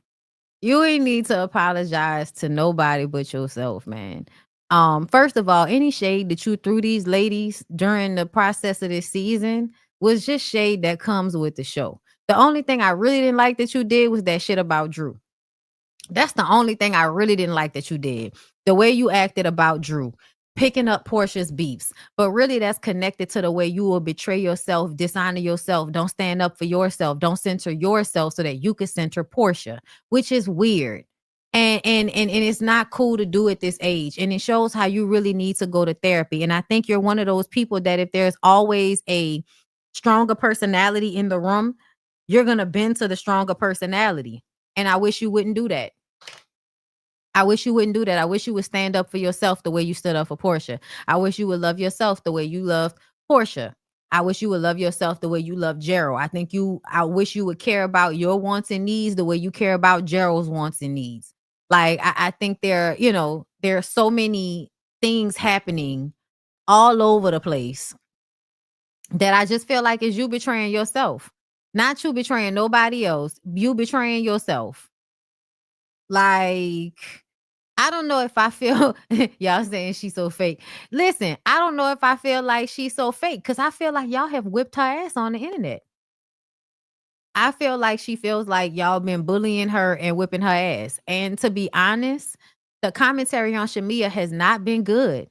The commentary across the board on Shamia has been bad, y'all. I believe Shamia's feelings are absolutely hurt. I just feel like she still don't get it. And that's where therapy comes into play. Y'all have to stop thinking that y'all are going to be able to pray everything away. You need to take your ass to talk to somebody about your issues, not in tandem with Gerald, not in tandem with Portia, not because of your family, not somebody tied to a fucking church. You need to go talk to a goddamn psychiatrist, psychologist, a counselor, somebody who can help you navigate where you are going wrong in supporting your own self. Because the most disgusting thing that we saw this season was watching how much you were willing to bend over backwards and embarrass yourself on behalf of Portia. That was the most cringe-worthy thing we saw. That was the most cringe-worthy thing. Not just that, the way Angela and her old man, that situation, y'all can act like that shit wasn't cringe-worthy, but Angela trying to do damage control and show us that he really do love her and care about her after all of this shit then been shown to us. Yeah, that's cringe, y'all. That's cringe. People trying to save face and not really making any corrections for what the true issue is. That's cringy to me, y'all. That's cringy. Sorry. Angela's cringy for doing that shit with Charles. This bitch is cringy for doing this shit with Portia.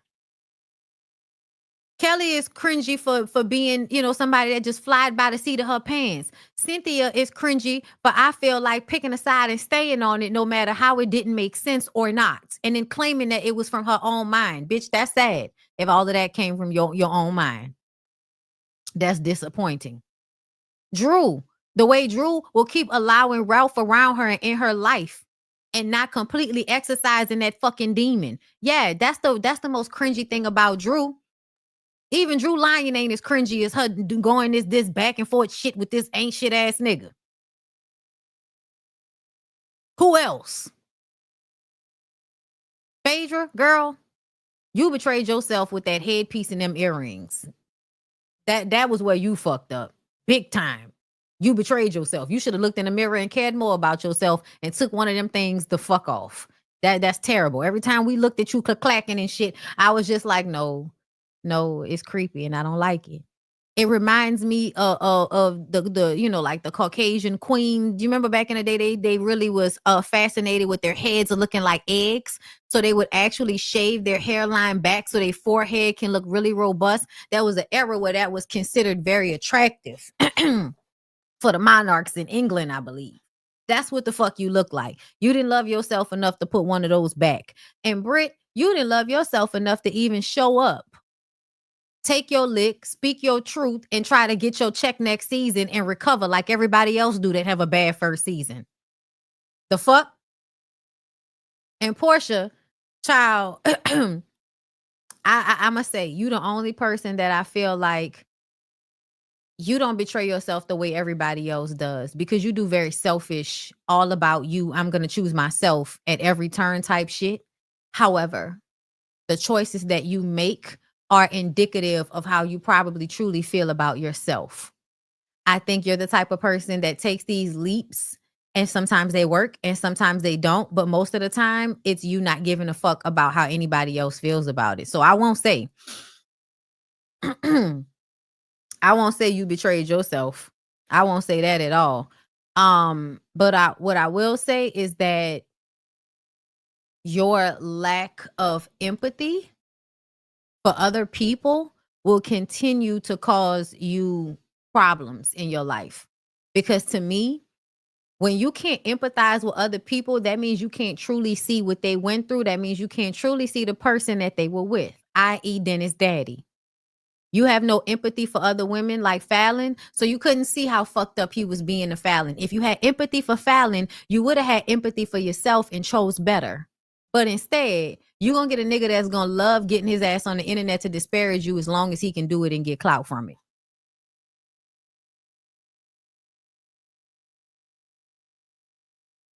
Yeah. That's where I'm at with it. Let me see. Was there anything else, girl, that came out about these girls? Because they were talking. I think Kenya said more. Let me see. Oh, speaking of Dennis Daddy.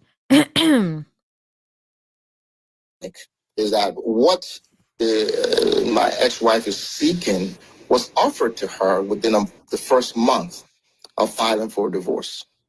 I offered her to give her half the equity in that house, provided that she leaves the house immediately. That I would pay her half the equity in that home. She declined it, and I feel the reason she declined it is because she wanted to film in the house. Our home is very important to me. It literally was what we both want. Okay. And sir? And collect whatever, we agree upon and be gone. But in this matter, I made an exception because I really cared about this person. And that's one thing about me. If I care about you, I'm going to treat you well, whether you're with me or not. That's a lie. The last situation, I didn't have to pay for that person to live where they live. I paid a whole year for her boyfriend, and her baby to live. I didn't have to do that. What I was trying to do was say, hey, okay, if after work, been in this marriage 5 years, 10 years, it doesn't work out, well, you would have been out of the spotlight for a good amount of time. And if that's all the skill sets you have of being in front of a camera. Now, wait a minute, Miss Mama. It would not be, it would be the right thing to do to give her time to ramp up to that. And that's how we ended up with 36 months and collect whatever. Yeah, I don't believe anything he's talking about. I don't know why. I just can't. Kelly, it's been a long road, but we made it. I'm beyond proud to announce that Nana's Chicken and Waffles in Sandy Springs is officially open for business 7 days a week, 8 a.m. to 4 p.m. I know that's right. Oh, girl, the way I would love to be able to go to somewhere, go somewhere until 4 p.m. and give me some fucking pancakes or some waffles. Oh, girl. She said soon as she meant it, ho. Good for her. Good for you, Kelly. Let's see. Okay, we redid it. Okay, new doors. Let's see. Okay, that's cute. That's real cute. Uh-huh. Oh, girl, please lay off the filler and the Botox, please. That's real cute, though. Mm-hmm. Oh yeah. Mm-hmm. Yeah. I will go there for breakfast. That's real cute. Mm-hmm.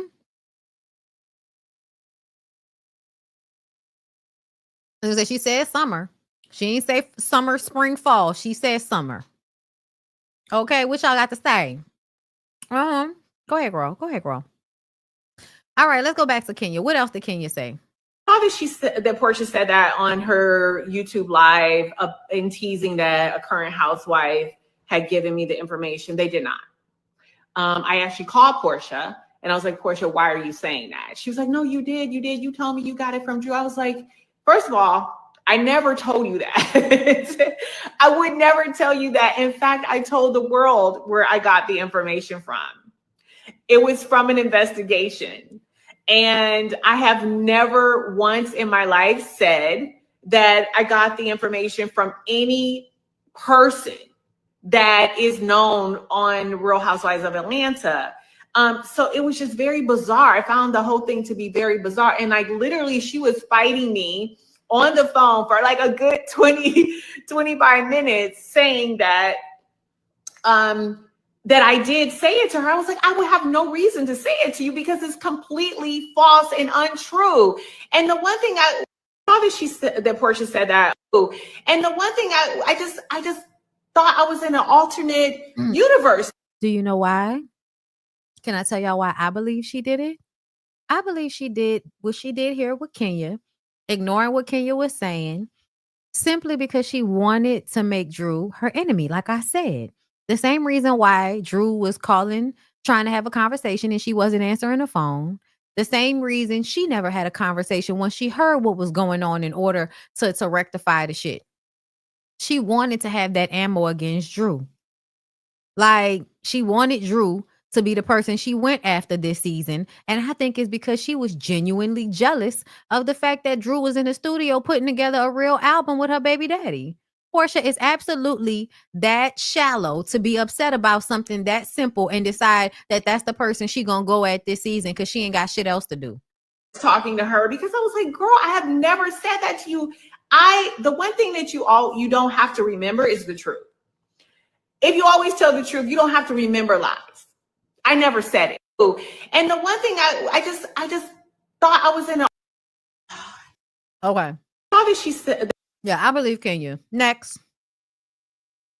So I do know that they're adding 2 new housewives to the team. They're adding 2 new housewives, and I think you guys kind of know them both. They're both like known people. One is a business person she's a restaurateur, and the other one is actually, you know how we always say, oh, you know, it's giving Love and Hip Hop. The other one is actually from Love and Hip Hop. So yeah, there's that. There's that. Someone just said, are me and Mark back together? Hell no.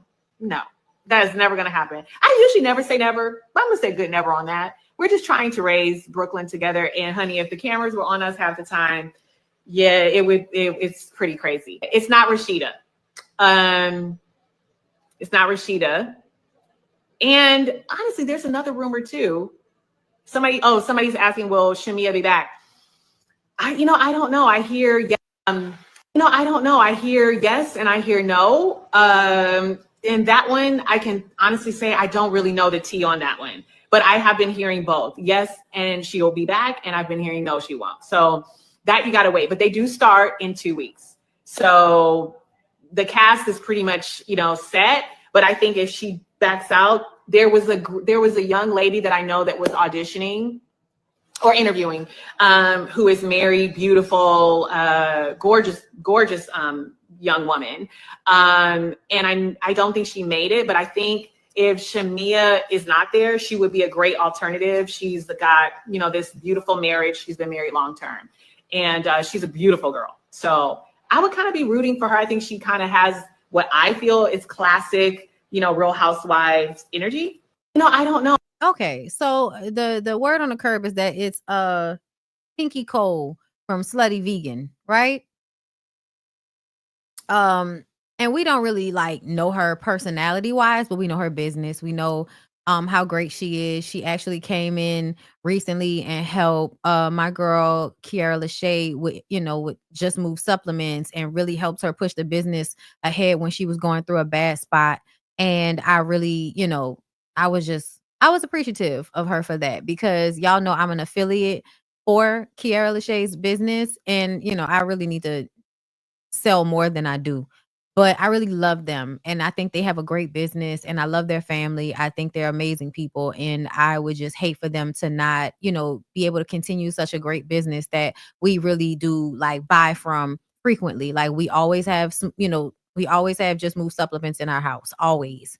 Both Lyric and I really, really love it. So when Pinky Cole helped her, I was just like, oh, I heard of her, but I had never really paid attention. And that's what made me really start paying attention. So I would be happy to see her on the show. Um, I feel like I want people to get past feeling like Love and Hip Hop is just so beneath Real Housewives.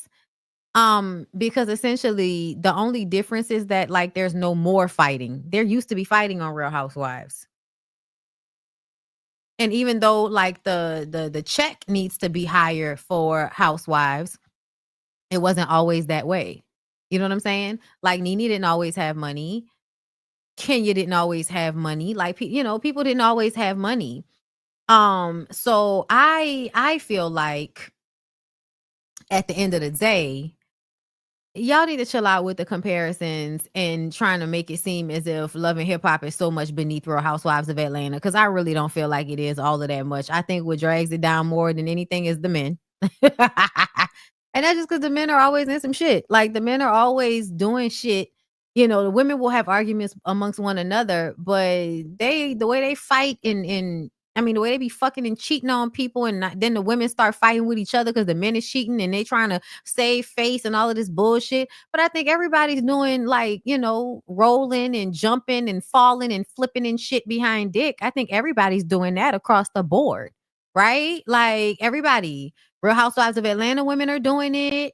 And Love and Hip Hop Atlanta women are doing it. It's just that the women on Real Housewives of Atlanta make more money. And I think we can have that as a, okay, that means that these people are a little bit more secure than these people. That's fine. But shit, Brent made us feel like that wasn't really the case. So again, I don't know why everybody's always comparing. And yes, Love and Hip Hop is actually a more entertaining show. I'm going to just leave y'all alone about it though. If we being real. Says, will I be a part of the cast? As of now, no. That could change. I keep hearing a lot of different things. We have been in talks. But as of this moment, it's a no. Let's see. Is Angela coming back? Yes. Yes, she is. Yay. Y'all were living for Miss Angela. Now she had to be coming back. So Drew, is she coming back? Yes. It's not Claudia. Claudia's not from Love and Hip Hop. What are you guys asking? So you want the names?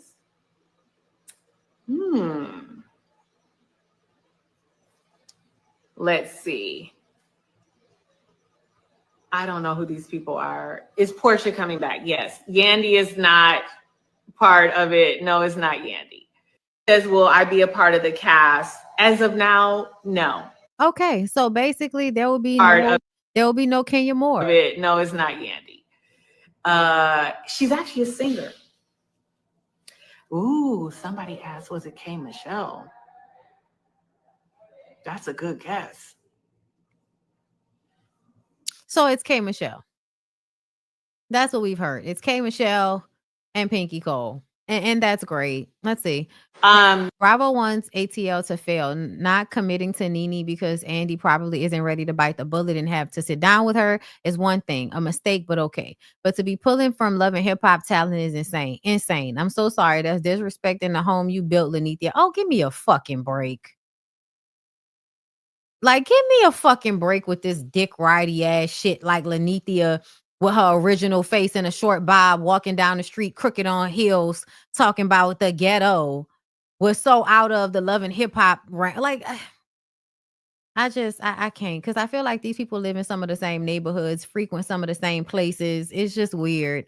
I do feel like I would like for them not to be picking from Love and Hip Hop, but I also feel like they need something. They need something because they're low key boring. They're low key boring. We need something. I don't know why K Michelle. I think K Michelle is honestly in a space in her life where this might be better for her than Love and Hip Hop. But I also feel like isn't she working on all her music? I mean, that might be the thing that she's bringing on the show. That might be a great dynamic between her and Drew, because it seems like whenever y'all have singers on the show, somebody's gonna be competitive. I feel like there were issues in the friendship prior, and I feel like Shamia should have said something before instead of just acting like everything was okay. Sometimes when things aren't okay, it's okay for you to have an attitude about it. It's okay for you to just yeah, I'm not feeling this. You know what I mean? And just stand on it. I feel like the show itself is going to make it hard for the two of them to fix any friendship. That's the thing. When you're on TV and you real friends with somebody and y'all have a back and forth, typically in real life, you can have your back and forth, and then I don't talk to you, you don't talk to me, and then eventually we might get over it and start back talking. So that's why I say it can, in my mind, probably get worse going into the next season. So either she just needs to address how she feels and be fully transparent, or no. Somebody says Shamia will not. Steph asked, any truth to the breaking news that Shamia will not be returning to RHOA season 17 because no, that is not true. People be making up their own stuff. That is not true. Shamia is definitely, so far, I think, planning to come back, So, I mean, obviously, the powers that be is going to still test out people or however they do. But as of now, she's still on the roster. Stacey says, hi, Candy. Any suggestions for that show? If she don't want to go back, she does not have to go back. And, it'll be just fine. You know what I mean? She can live her best life. She has a wonderful marriage and a wonderful family. That show. If she don't want to go. Okay, so I'm seeing some of these comments, and y'all know I've been looking at Candy funny as fuck since some of the shit that happened with the Diddy trial and her liking certain comments and all of that shit. That shit has been having me side-eyeing the piss, okay? But ultimately, I don't agree with these comments. Candy has a weird obsession with Portia. No, I don't think that. She might want to fuck her. I don't think it's a weird obsession. Candy, you're the problem in this friendship. I don't agree with that. I don't feel like she contributed to shit. I think Portia contributed to the fallout of their relationship. Also, I feel like, let's see, Candy is so evil. That has yet to be determined. I don't feel that way, but I don't know everybody's experience of her, but based on what I've seen, I wouldn't say evil. People just love her because she is a hustler. That's not the only reason. Candy does a lot of good shit for people. Candy and Shamia were lovers. I could believe that. They tried to include Portia. She outed them with Phaedra. Sounds like she also wanted to be a part of it, but I don't know why the outing with Phaedra. Phaedra took the hit, was cut. I don't believe that either, because why the fuck?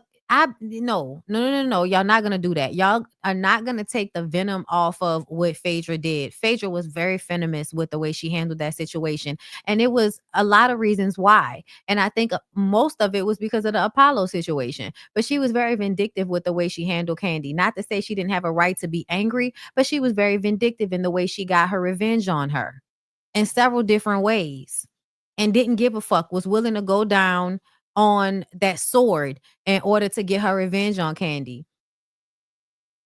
And I don't care who else was in tandem with it, girl. And she also got up there and said that Shamia was a whole fucking everybody's married husband and all of that shit. So it was a lot of shit being said. And I feel like because you're in that same clique, it's weird for you to want to speak out about the same clique that you in and talk about what they do when you the one that's consistently joking about having little people in a fucking basement and looking at women's nipples and clitorises like a schemy, skeezy ass grandpa, uncle nigga. Like, I don't know what that's about, but creepy energy comes from Phaedra. And we're not going to act like that's all on Candy. I don't know. It's weird. But Candy was on Amazon Live and people were asking her questions. And I believe the way she promotes her Amazon Live is by speaking on the show, because that's what people want to see. Ask them why that's what they want to see. Okay. But yeah, y'all, I think that's it. I think that's it. I think that's all. I think that's all. I think that's it. I gotta go anyway because I gotta take a shower so I can get out of here.